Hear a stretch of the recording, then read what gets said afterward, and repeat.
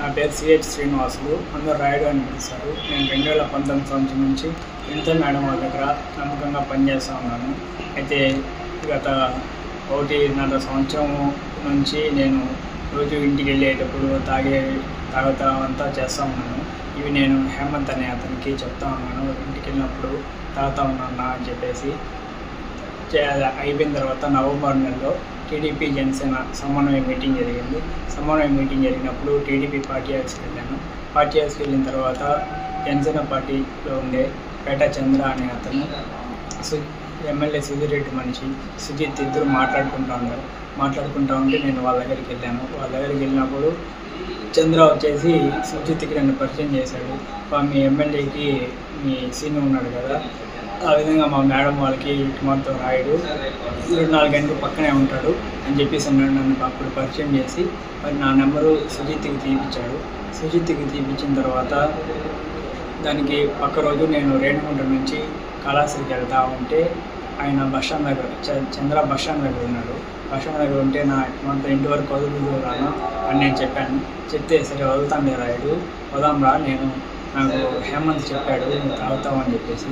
Madam వాళ్ళు కూడా లేరు కదా, తాగుదామనేసి నన్ను కళాశ్రీ ఎస్ఎస్ కళ్యాణ మండపం హైవేలో కళాశ్రీ ఎస్ఎస్ కళ్యాణ మండపం దగ్గరికి తీసుకుని వెళ్ళి మందు తాగిపించాడు. మందు తాగిపించి తాగుతా ఉంటే సుజిత్ ఏమన్నా ఫోన్ చేశాడా అని అడిగాడు. లేదు నాకేం చేయలేదనా అని చెప్పాను. చెప్తానే నాకు జీతం ఎంత ఇస్తారు అవంతా అడిగాడు. నేను 8,000 ఇస్తారు నా అవంతా చెప్పాను. చెప్పిన తర్వాత సుజిత్ ఫోన్ చేస్తాడు. ఫోన్ చేసి మన మేడం వాళ్ళ గురించి విషయాలు అడుగుతాడు. అని చెప్పు, నేను డబ్బులు తీస్తాను వాడి కాడ అని చెప్పాడు. విషయాలు మనకు ఎందుకు చెప్పాలి వాడికి సుజిత్కి అని చెప్తే, లేదు రాయుడు ఏం కాదు, వాడు మా పక్కన ఊరోడే, నువ్వు చెప్తా ఉండు నేను నీకు డబ్బులు తీసాను అని చెప్పాడు. చెప్పిన తర్వాత మళ్ళీ పక్క రోజు నాకు సుజిత్ ఫోన్ చేశాడు. సుజిత్ ఫోన్ చేసి చంద్ర ఏమన్నా చెప్పాడా అని అడిగాడు. మాతో నువ్వు ఫోన్ చేస్తారు, మా మేడం వాళ్ళ గురించి అడుగుతాడు, విషయాలు చెప్తా ఉండు, డబ్బులు ఇస్తాడు అని చెప్పాడు అని చెప్పాను. ఎంత డబ్బులు ఇస్తామని చెప్పినాడు అని అడిగాడు. లేదు నాకు ఎంత ఇస్తామనేసి ఏం చెప్పలేదు, విషయాలు ఫోన్ చేస్తాడు, విషయాలు అడుగుతాడు, అది మాత్రం చెప్పు అని చెప్పి నేను డబ్బులు తీసాను అని చెప్పాడు. సరేలే నేను ఇస్తానులే అని చెప్పి దానికి మళ్ళీ 2 రోజుల తర్వాత నేను మేడం వాళ్ళ ఇంటి దగ్గర ఉంటే పేట చంద్ర అనే అతను ఫోన్ చేసి ఎస్ఎస్ కళ్యాణ మండపం ఇక్కడ ఉన్నాం రాయుడు, 1 నిమిషం వస్తావా మాట్లాడాలా అని చెప్తే నేను బండి వేసుకొని ఎస్ఎస్ కళ్యాణ మండపం దగ్గరికి వెళ్ళాను. బండి అక్కడికి వెళ్తే అక్కడ ఆల్రెడీ సుజిత్ చంద్ర కూర్చొని మందు తాగుతూ ఉంటే నేను వెళ్తానే నాకు గ్లాస్లో పోసి తాగు రాయుడు అని చెప్పాడు. లేదు నా మేడం వాళ్ళు ఇంటికాడ ఉన్నారన్నా, నేను తాగితే వాసన వస్తుంది తెలిసిపోతే కొడతారన్నా మళ్ళీ వద్దులేనా అని చెప్తే 1 గ్లాస్ తాగని చెప్పేసి 1 గ్లాస్ ఇచ్చారు.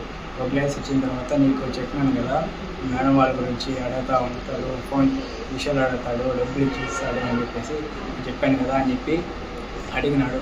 అవును నాకు చెప్పినారు నేను చెప్పాను.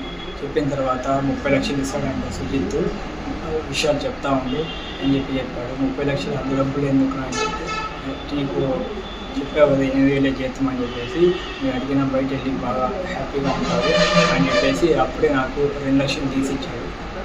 చంద్ర అనే అతను సుజిత్ దగ్గర 2 లక్షల డబ్బులు ఇచ్చాడు.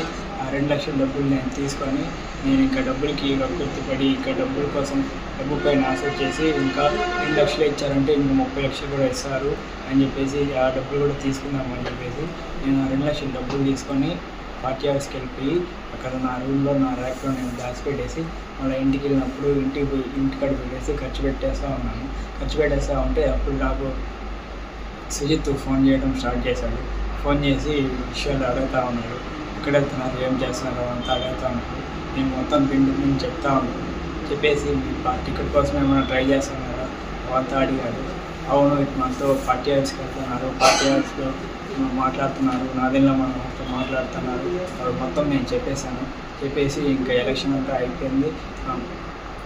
సుధీర్ రెడ్డికి టికెట్ వచ్చిన రోజు అన్న వచ్చేసి సుధీర్ రెడ్డిని మాతో సుధీర్ రెడ్డి వీడియో ఒకటి మాట్లాడి ఇప్పుడే కాదు ఇంకో వచ్చే 15 సంవత్సరాలు 20 సంవత్సరాలు మేమే ఇక్కడ ఉంటాము, మమ్మల్ని ఎవరు ఏం చేయలేరు అని చెప్పి వీడియో ఒకటి మాట్లాడుతూ ఉంటే దాని అన్న వాళ్ళు చూసి సుధీర్ రెడ్డిని తిట్టారు. వీడు ఇంకో 6 నెలల ముందు వచ్చేసి టికెట్ తెచ్చుకొని ఓవర్ యాక్షన్ అది అంటా ఉంటే నేను అప్పుడు వాడికి వాయిస్ మెసేజ్ వాట్సాప్లో రికార్డ్ చేసి వాడికి సుజిత్కి పెట్టాను. సుజిత్కి పెట్టిన తర్వాత చంద్ర వచ్చి నన్ను అడిగాడు, ఎంబా రికార్డ్ ఏదో పెట్టాము అంటున్నాయి అనేసి. అవునా సుజిత్ అడిగాడు. దానివల్ల రికార్డ్ ఆన్ చేసి పెట్టినా అని చెప్పాను. చెప్పింది సరేలే అనేసి ఆ రోజు అయిపోయిన తర్వాత మళ్ళీ ప్రచారాలు జరిగేటప్పుడు రోజు ఫోన్ చేసి అడుగుతాను, ఎక్కడ ఏమేమి మాతో పాటు రావడం లేదు ప్రచారాలు, మీరు సపరేట్గా ఎందుకు చేస్తున్నారు అంతా అడుగుతా ఉన్నారు. లేదు ఆయన సుధీర్ రెడ్డి ఫోన్ చేయడం లేదు అనేసి, మేడం వాళ్ళు రావడం లేదు అనేసి నేను చెప్తా ఉన్నాను. 2 సార్లు పేట చిరంజీవి వాళ్ళ షాప్ ఎదురుగా బైక్ పార్కింగ్ దగ్గర కూడా నేను సుజిత్ చంద్ర ముగ్గురం కలిసి 2 సార్లు అక్కడ మాట్లాడుకుంటా ఉన్నాము. ప్రచారాలకు రావడం లేదు ఏమి అని అడుగుతా ఉంటే అవి మాట్లాడతామంటే అవి మేము ముగ్గురం మాట్లాడుకునే విషయాలు కూడా పేట చిరంజీవి షాప్లో నుంచి హేమంత్ రాము ఒకసారి చూశారు. మళ్ళీ హేమంత్ రాము మన తోట సురేష్ అనే ఆయన కూడా ఒకసారి చూసి మమ్మల్ని అయితే ఏం అడగలేదు. మేము వాళ్ళు ఉండేది నేను గమనించాను. మళ్ళీ ప్రచారాలు మళ్ళీ రావడం లేదు. మళ్ళీ ఎలక్షన్ అంతా అయిపోయిన తర్వాత నాకు మళ్ళీ డబ్బులేమీ లేదు. నేను నా ఫోన్ పోయి అప్పుడు కొంచెం ఇబ్బందిగా ఉంటే నేను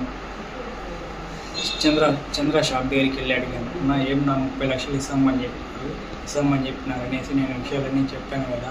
ఇప్పుడు నాకు కొంచెం ఇబ్బందిగా ఉన్నది, నాకు డబ్బులు అర్జెంటుగా కావాలి అని చెప్తే పక్కన సరే రాయుడు నేను సుజిత్గా మాట్లాడి చెప్తాను రేపు రా అని చెప్పాడు.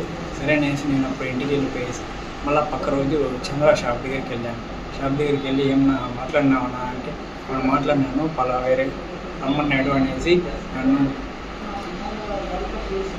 బస్టాండ్ పక్కన గవర్నమెంట్ హాస్పిటల్ సందులో నుంచి అక్కడ గుంతల రోడ్ ఎస్ఎస్ కళ్యాణ మండపం నుంచి ఎంజిఎం హాస్పిటల్ నుంచి రిలయన్స్ పెట్రోల్ బంక్ అట్లా శివనాథ పాలెము అక్కడ డ్యామ్ దగ్గరికి తీసుకుని వెళ్ళాడు చంద్ర తీసుకుని వెళ్ళి అక్కడ ఆల్రెడీ సుజిత్ ఉన్నాడు బ్యాగ్ పెట్టుకుని ఉంటే ఏం బాగా మాతో డబ్బులు ఇస్తామని చెప్పినావు కదా మా వాడికి అని చెప్పే లోపల వాడు నాకు 20 లక్షలు ఇచ్చాడు.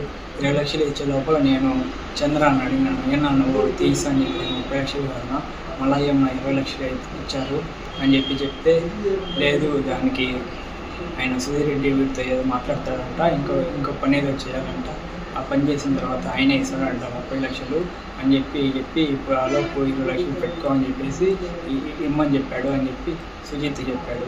సరే అనేసి నేను ఆ బ్యాగ్ తీసుకొని వెళ్తా ఉండే టైంలో ఆయన చంద్ర వచ్చేసి వద్దు రాయుడు నువ్వు ఈ డబ్బులు తీసుకొని పోవద్దు, నువ్వు తీసుకొని పోయినావు ఎక్కడన్నా పెట్టావు అంటే ఎవరన్నా చూసారంటే మనం అందరం రిస్క్లో పడతాము, మన గురించి ఎవరన్నా అడిగితే నువ్వు ఎక్కడ ఈ డబ్బులు దాచిపెట్టుకోలేవు, నువ్వు అడిగినప్పుడు చెప్పు, అంటే నీకు అవసరం పడినప్పుడు చెప్పు, నేను ఇస్తూ ఉంటాను, మేము కూడా ఏం వాడుకుంటే నాకు అక్కడ పెట్టుకుంటాను అని చెప్పేసి దాంట్లోంచి నాకు ఇంకో 2 లక్షలు తీసిచ్చాడు. 2 లక్షలు తీసిచ్చి నన్ను మళ్ళీ వెళ్ళిన రూట్లోనే వాళ్ళ షాప్ దగ్గర దింపేసి ఆయన షాప్లోకి వెళ్ళిపోయాడు. నేను ఆ 2 లక్షలు తీసుకొని ఇంకా నేను మా ఊరికి బయలుదేరి వెళ్ళిపోయేసి కొన్ని రోజుల తర్వాత నేను కొత్త సిమ్ మార్చి వాళ్ళకి సుజిత్కి ఆ నెంబర్ తెలియకుండా ఉండేలోపు బీజేపీ విజయ్ అనే అతనితో పాటు ఒకసారి మా ఊరికి వచ్చాడు. మా ఊరికి వచ్చి విజయ్ మా ఊరికి వచ్చి నాతో మాట్లాడినాడు. సుజిత్ వచ్చేసి నాతో ఏమీ పోవడం లేదంటే అక్కడికి ఆయన అడిగాడు. అవును నేను రోజు ఇంటికాడ నుంచి వస్తానని చెప్పినాను, దానికి వద్దన్నారు, నేను సరైన శుభ్రమణ అయిపోయినాను అని చెప్పాను. లేదు అట్లా పోకపోతే నువ్వు ఎమ్మెల్యే 30 లక్షలు ఇస్తామని చెప్పి ఇంకో పని చెప్తానని చెప్పినాడు కదా, పోతేనే కదా ఆ పని చేయగలుగుతావు, పోకపోతే అట్లా పోవాలి నువ్వు ఖచ్చితంగా ఆడికి అని చెప్పాడు. వాడు చెప్పిన తర్వాత సరేలే వెళ్తాను అని చెప్పాను. ఇప్పుడు వార్త ఉండే నెంబర్ నాకు ఇవి అని అడిగాడు. వాడు అడిగేలోపు నేను అప్పుడు కొత్త సిమ్ తీసుకోండి ఆ కొత్త సిమ్ నెంబర్ వాడికి ఇచ్చాను. వాడు ఇచ్చిన తర్వాత ముందులాగా మళ్ళీ ఫోన్లు చేసి ఎక్కడ వెళ్తున్నారు ఏమి విషయాలు అని అడుగుతా ఉన్నారు. నేను చెప్తా ఉన్నాను, ఒకసారి ఉన్నట్టుండి మీ మేడం మీ సార్ని చంపేయమన్నాడు ఎమ్మెల్యే అని చెప్పాడు. వాడు చెప్పిన తర్వాత నేను 2 సార్లు కార్లో వెళ్ళేటప్పుడు ట్రై చేశాను చంపేస్తాను అనేసి, కానీ అది కుదరక నేను వెళ్ళిపోయి మేడం వాళ్ళు నన్ను నడిచి ఏం కావాలనే చేస్తున్నావా నువ్వు అంత నువ్వు డ్రైవింగ్ వద్దు అమ్మొద్దు దిగుదా అని చెప్పేసి నేను అప్పుడు డ్రైవింగ్ తీసి వెనకాల వచ్చేటప్పటికి దాని తర్వాత నాకు డ్రైవింగ్ కూడా వేయకుండా వేరే పని పెట్టుకున్నాడు. నేను సుజిత్కి చెప్పాను, మాతో చేస్తానండి, అది చేసి నాకు కారు ఇవ్వడం లేదు, డ్రైవర్ని మార్చేసినారు అని చెప్పాను. చెప్పిన తర్వాత తను సరేలే అనేసి గమనైపోయిన తర్వాత ఏప్రిల్ 6వ తారీఖు నాకు నైట్ ఫోన్ చేసి కోకోకోలా ఫ్యాక్టరీ దగ్గర ఒక రూమ్లోకి రమ్మని చెప్పారు. నేను అప్పుడు ఇంటికి ఆఫీస్ దగ్గర ఆలస్యంలో పార్టీ ఆఫీస్ నుంచి మా ఊరు ఆర్చికాడికి వెళ్ళి అక్కడ అతని కోసం వెయిట్ చేస్తా ఉంటే సుజిత్ వచ్చి తీసుకొని వెళ్ళాడు. అది వచ్చేసి మన కోకోకోలా ఫ్యాక్టరీ ఆపోజిట్లో ఒక ఇల్లు లాగా ఉంటుంది, ఆ ఇల్లు కాడికి తీసుకొని వెళ్ళిన తర్వాత చంద్ర కూడా వచ్చాడు. అక్కడికి వచ్చి మామూలుగా మందు తాగుతూ ఉన్నాము. నైట్ తాగుతూ ఉంటే సుజిత్ వచ్చేసి చంద్ర అని అడిగాడు, ఇంకా మీ వాడికి ఇచ్చిన డబ్బులు ఇంకా ఇచ్చేసినావా లేదా అని అడిగాడు. లేదు నాకడే ఉన్నది, అడిగినప్పుడు ఇస్తాను అని చెప్పాడు. మాతో ఎందుకు నువ్వు అన్నదానం చేస్తాను అనేసి సుజిత్ చంద్ర అని అడిగాడు. లేదు ముందు అంటే అప్పుడు వ్యాపారాలు బాగా అవుతున్నాయి చేసినాము, ఇప్పుడు నేను కుదరడం లేదు, ఆ డబ్బుల్లో ఇచ్చిన డబ్బుల్లో నుంచి చేస్తా ఉన్నాను అని చెప్పాడు. తర్వాత మీ మేడం వాళ్ళు బర్త్డే వస్తుంది, ఏం ప్లాన్ చేస్తున్నారు అని అడిగాడు. అడిగిన తర్వాత ప్రోగ్రాంలు ఏం అనుకోవడం లేదు, ఇంకా ఏం ప్లాన్ చేయలేదు అని చెప్పాడు. సరే మీ నమ్మచ్చా రికార్డులు ఏమన్నా చేస్తున్నారమ్మా మాట్లాడేది అవంతా అడిగినాడు. లేదు అటంతా ఏం చేయలేదు అని చెప్పాడు.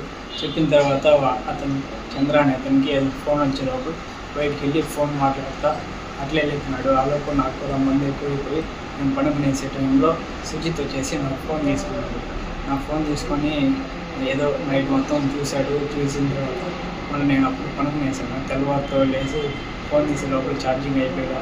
మళ్ళీ అతనే కేబుల్ ఇచ్చాడు. కేబుల్ ఇచ్చి ఛార్జింగ్ పెట్టుకుంటా ఉంది. అర్ధగంట అటు ఛార్జింగ్ పెట్టుకుని నేను తిరుపతికి వెళ్ళాను హాస్పిటల్ కాడికి. తిరుపతికి వెళ్ళిన తర్వాత మళ్ళీ ఫోన్ చేశాడు సుజిత్. ఫోన్ చేసి ఎక్కడన్నా ఉండే అంతా తిరుపతికి వచ్చినాను అని చెప్పాను. చెప్పిన తర్వాత సరే అయిపోయిన తర్వాత నైట్ ఉండే ప్లేస్కి వచ్చేసేయి అని చెప్పాడు.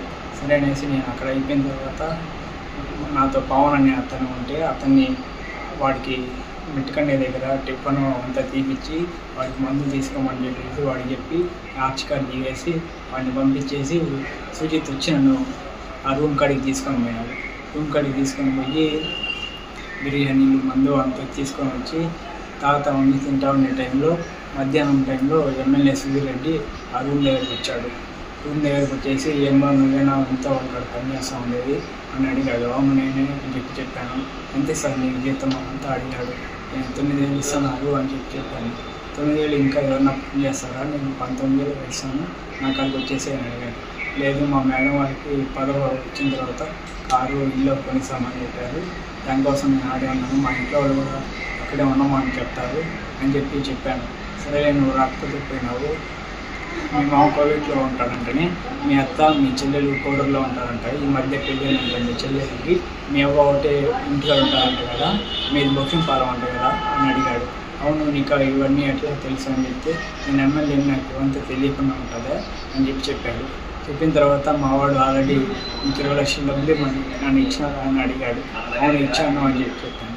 దాని తర్వాత సరే నువ్వు నా కాడికి రాకపోతే పోయినావు, మీ మేడం మీ సార్ ఏదైనా ప్రైవేట్గా ఉండే వీడియోలు లేకపోతే మీ పార్టీలో ఎవరికైనా పెద్దవాళ్ళతో మాట్లాడుతూ ఉండే వీడియోలు లేకపోతే ఏదైనా నన్ను తిడతా ఉండే వీడియోలు లేకపోతే మీ మేడం ఏదైనా వల్గర్గా ఉండే వీడియోలు నాకు ఇచ్చేసేయి, ఆల్రెడీ మా వాడు చెప్పినాడు కదా నీకు 30 లక్షలు డబ్బులు ఇస్తామని చెప్పేసి అని వాడు పక్కన డబ్బులు ఓపెన్ చేసి చూపించి ఈ మాతో అవి నాకు ఇచ్చేసినావు అంటే డబ్బులు నీకు ఇచ్చేస్తాను, నేను బయట పంపించేస్తాను, నీ పేరు ఏడా రాను, నువ్వు వెంటనే వెళ్ళి హ్యాపీగా బతుకు అని చెప్పి డబ్బులు లేకుండా తీసుకుని వెళ్ళిపోయాడు. తీసుకుని వెళ్ళిపోయిన తర్వాత అక్కడ కొంతసేపు ఉండి నేను తినేసి ఇంటికి వచ్చేసిన తర్వాత మళ్ళీ నాకు 14వ తేదీ సుజిత్ చంద్రాకి చెప్పినాను, మాతో ఎమ్మెల్యే ఇంటికి వెళ్ళేసి వచ్చాను అని చెప్పి మాతో ఏం చెప్పాడు అంతా అడిగాడు. అడిగితే నేను మాతో పోయినాను, వీడియోలు అడుగుతా అన్నారు, వీడియోలు మన వల్ల యాడ్ అవుతుందన్నా, కాదులేనా అని చెప్తే లేదు నువ్వు తీయాలి రైడు, నాకు తీసి ఇచ్చే వీడియోలు. నేను ఆల్రెడీ 20 లక్షలు ఇస్తామని చెప్పినారు, నేనే తీయించాను కదా. ఆ 30 లక్షలు కూడా కాకపోయింది. 30 లక్షలు కాకపోయినా ఇంకో 30 లక్షలు వేసి 60 లక్షలు నేను తీస్తాను, నాది బాధ్యత, నన్ను నమ్ము, మళ్ళీ వాళ్ళకి మనకి సంబంధం ఉండదు, పని అయిపోతుంది అని చెప్పేసి ఆ రోజు వెళ్ళిపోయాడు. ఆ రోజు నాకు కొట్టేసాయి అనే అతను కూడా 3 సార్లు ఫోన్ చేశాడు. 3 సార్లు ఫోన్ చేసే లోపల నేను ఫోన్ చూడలేదు, ఆటోమేటిక్గా రిప్లై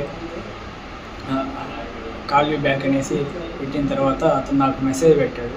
ఏమి మాతో సుజిత్ ఎమ్మెల్యే ఇంటికి తీసుకోమన్నాడు అంటేనే మాట్లాడినట్టు కదా, ఆ వీడియోలు నువ్వు తీసి చేయరాడు అంటే సుజిత్ చంద్ర ఆల్రెడీ ముందే మాట్లాడుకోవాలి వీడియోల గురించి. మేడం వాళ్ళు ఆల్రెడీ నేను ముందు విషయాలు చెప్తాను, అంతా ఆల్రెడీ మాట్లాడుకోవాలని ఉండండి నాకు మెసేజ్ పెట్టారు. మొత్తం ఆ వీడియోలు తీసి చేయి, మనం మనం కలిసి ఉండాలి, ఇప్పుడు వాళ్ళని ఊళ్ళోంచి తరమేయాలి, ఆ వీడియోలు తీసి చేయి వల్ల అవుతుంది అనేసి నాకు మెసేజ్ పెట్టాడు. అన్నా నువ్వు నాకు మెసేజ్ ఏం పెట్టద్దు, నా ఫోన్ ఎప్పుడు అక్కలు తీసుకుంటానో తెలియదు, ఏదైనా ఉంటే చంద్రకి చెప్పు, చంద్ర నాకు చెప్తాడు అని చెప్పాను. చెప్పిన తర్వాత సరే అనేసి గమనైపోయాను.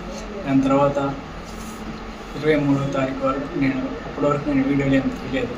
మన 23వ తారీఖు సుజిత్ నాతో డైరెక్ట్గా మాట్లాడి, ఏమి ఎమ్మెల్యేని మాట్లాడిన తర్వాత ఏమి నీకు ఎక్కలేదా అనేసి బెదిరించి మీ ఇంట్లో గురించి అంతా మనకు తెలుసు అని చెప్పిన వారు ఎందుకు గొప్పనే ఉన్నావు, మా గురించి మీకు తెలియదు, అప్పుడు మీ మేడము కాదు బోల్కి తీసింది కూడా మేమే, మా గురించి నీకు పూర్తిగా తెలియదు, మేము ఇంట్లో నుంచి చంపేస్తాము, ఏడాడున్నారో మొత్తం చెప్పాము కదా, లేదంటే నువ్వు ఇన్ని రోజులు మాట్లాడుకోండి అంతా నా అక్కడ రికార్డులు ఉన్నాయి, నేను బయట పెట్టేస్తాను, బయట పెట్టానంటే మీ మేడం వాళ్ళు నేను ఏం చేయాలో అది చేశారు, అంతవరకు తెచ్చుకోవద్దు, నువ్వు పోలీస్ స్టేషన్కి పోయినా కూడా ఏం చేయలేరు, మీ మేడం వాళ్ళు ఏం చేయలేరు, మేము ఏం చెప్తే అదే చెప్తారు అని చెప్పేసి నాకు మర్యాదగా ఇచ్చేయి, ఎప్పుడు ఇస్తాను అడిగాడు. ఇప్పుడంతా బర్త్డే ఉండాలి 25వ తారీఖు, నాకు ఫుల్ పనులు ఉన్నాయి, అవ్వదు, మళ్ళీ ఇస్తాను 26వ తారీఖు అట్లా ఇస్తాను అని చెప్పాను. చెప్పిన తర్వాత 26వ తారీఖు ఇంట్లో ఎవరు లేరు, మేడం ఒకటి సోఫాలో కూర్చుంటే నేను కొన్ని కాళ్ళ కూర్చున్నట్టు కూర్చొని నా ఫోన్ బ్యాక్గ్రౌండ్ వీడియో రికార్డ్ అనే యాప్లో వీడియో ఆన్ చేసుకొని వెళ్ళి 2 నిమిషాల మధ్యలో వీడియో పెట్టే లోపల నా ఫోన్కి వాట్సాప్లో ఏదో మెసేజ్ వచ్చింది. మెసేజ్ వచ్చే లోపల అది సౌండ్ వచ్చి మేడం అక్క వాళ్ళు తీసుకొని చదివిస్తాను అని చెప్పేసి తర్వాత అనే టైంలో వీడియో చేసి ఫోన్లో డిలీట్ చేశాను. నాకు భయంగా వేసి నేను సుజిత్కి ఫోన్ చేశాను, అంత వీడియో తీస్తూ ఉండి నేను దొరికినాను, ఏం చేయాలి ఇప్పుడు అని చెప్తే నువ్వేమని చెప్పావు అని అడిగాడు. నేనేం చెప్పలేదు, నానేం అడగలేదు, అడిగితే ఏం చెప్పలేదు, నాకు భయంగా ఉన్నది అని చెప్పాను. చెప్పిన తర్వాత మా మీద చెప్తే బాగుండదు, నీకు ఆల్రెడీ ముందే చెప్పాము కదా, మీ ఇంట్లో వాళ్ళ గురించి అంతా మాకు తెలుసు, వాళ్ళు నేను చెప్పేస్తాను, దీని వెనకాల ఎమ్మెల్యే ఉన్నాడు లేకపోతే నేనున్నాను, మా మీద చెప్తే ఉంటే బాగుండదు అని చెప్పేసి నీ సౌండ్ రావని వాడు ఫోన్ కట్ చేసాను.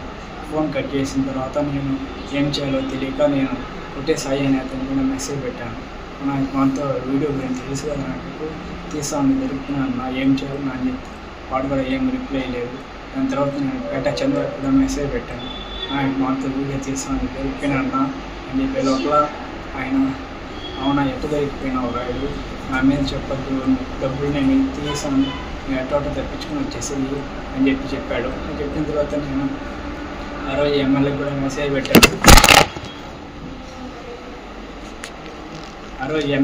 మెసేజ్ పెట్టాను. మాతో వీడియో తీస్తూ ఉండే దొరికిపోయినాను సార్ అని చెప్పే లోపల ఎమ్మెల్యే కూడా ఏం పట్టించుకోలేదు, ఏం రెస్పాండ్ అవ్వలేదు. ఇంకా నాకేం చేయాలో తెలియక 2 రోజులు ఆలోచించేసి నేను తెలియకుండా చేసాను అని చెప్దామనేది అది డబుల్ క్లిక్ అయ్యి ఆన్ అయిపోయింది అని చెప్పాను.